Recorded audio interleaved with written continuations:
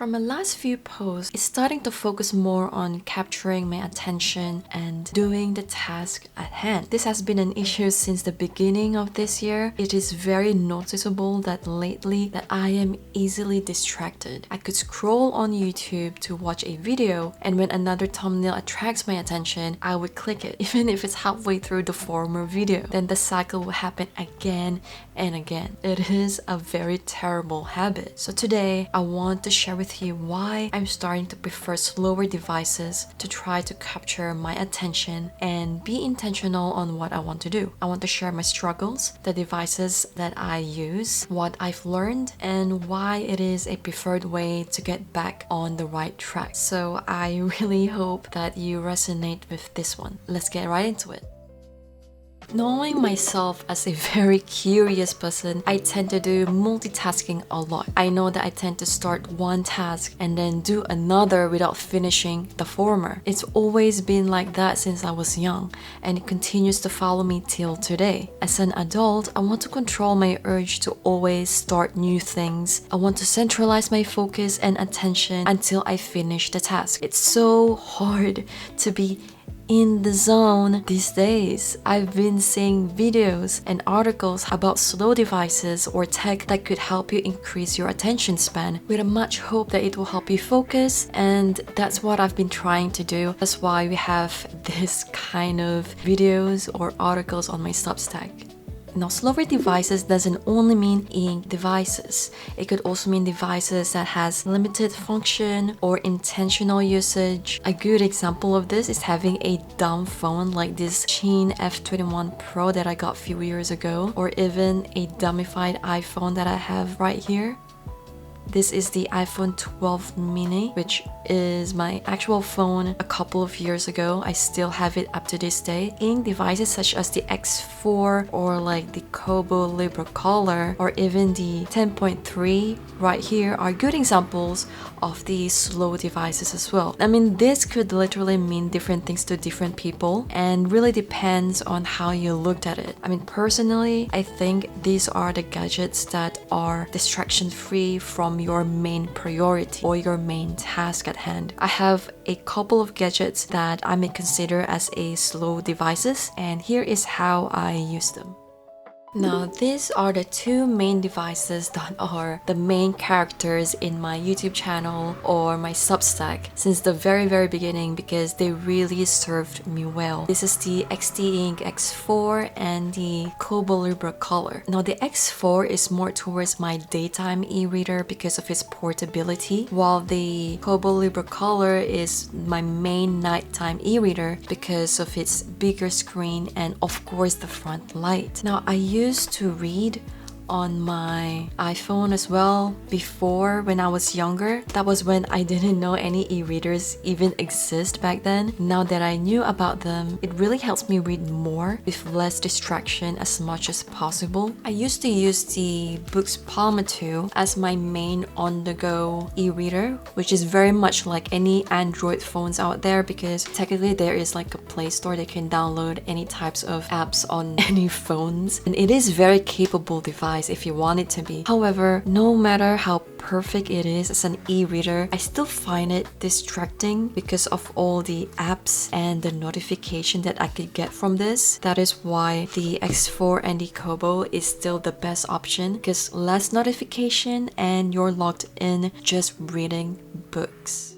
I have an iPad Air 11-inch to do my writing or content creation or media consumption. It is a powerhouse to whatever task I wanted to do. It is really good for writing articles when paired with my keyboard folio casing. It is also a good device for brainstorming with its Apple Pencil and the apps for writing or drawing. However, similarly to any device out there with a notification enabled, it gets super distracting. Yes, you can dumbify it, but knowing myself, I know it will not last that long. This is where the Boox 10.3 Go plays a part. Now, I know it's the same as the Boox Palma 2. It has notifications and apps as well. However, it is a black and white e-ink screen, and trust me, I will not be too keen to do social media on this thing. And yeah, I've tried. With proper settings, it works well for brainstorming, journaling, and even studying with their stylus pen and also with like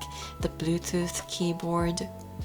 A Cloud Note Pen is a device that I forgot that I even have. It was meant for my work projects and meetings. However, I find it more useful for on-the-go idea capturing, most especially if I want to journal but I don't want to write, or if I'm commuting, etc. It comes in really handy everywhere you go, and there is this AI helps you summarize the audio and gives you the main points and even create a to-do list for you. I'm not subscribed to their own AI subscriptions because it's just too expensive. So what I do is I copy paste the transcriptions to my ChatGPT, and that's where I do my queries, questions, and outputs, or even personalize my own templates. Personally, I believe having a standalone device instead of using your phone all the time is more worthwhile. I don't get distracted by the things going around my phone too much.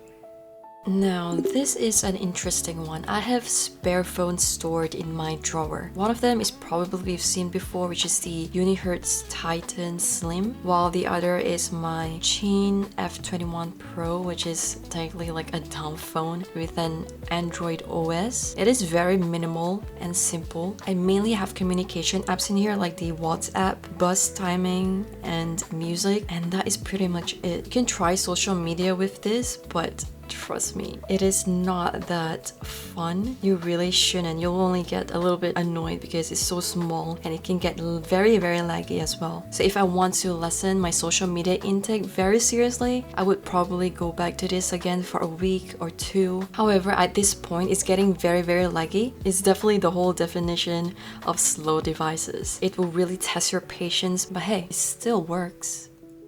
Having these one task only devices has helped me to focus on one thing only, whether it be reading or writing. It has somehow helped me finish one task after another. For example, finishing a book or finishing an article. I think the aspect of assigning the purpose of each individual devices will help my mind solidify what type of task I should be doing at hand. If I were using my Xteink X4 or my Kobo, my mind will automatically focus on reading only. I mean, I shouldn't be distracted from small notifications going inside the device. Therefore, help me to really focus and concentrate on one thing. It may not be really perfect, but it gotten a lot better over time. Hence, having this kind of setup helps to trick my mind on what I should be doing or what I should be focusing on. Now, the main goal in mind right now is I want to finish what I've started. Having this type of devices that it has its own primary purpose has helped me to do that to a certain extent. I wouldn't say it's perfect or my life has changed. However, it's more about how the devices assisted me in doing things differently. Changing a habit that has been with you since young, that is a very challenging thing to do. At the end of the day, I still need to work more, being more disciplined and patient. It is a step-by-step process. I want to see things through until the end. I don't want to be the type of person anymore who kept jumping from one thing to another before I could even realize my potential. I could be dabbling on many things, but I don't stay long enough to see it through. So I will keep on working hard, may it be from using purposeful devices or being more disciplined person. So my question for you today is, have you experienced the same thing lately? Do you feel more distracted, less concentrated on the things that you want to do because of social media or because of different notifications on your phones? I know it's such a common trend right now in a very overstimulating world. So let me know what you think. Let me know what are your experiences. I do have the Substack article written about this. You can check them them out below, and until then, I'll see you on the next one. Bye!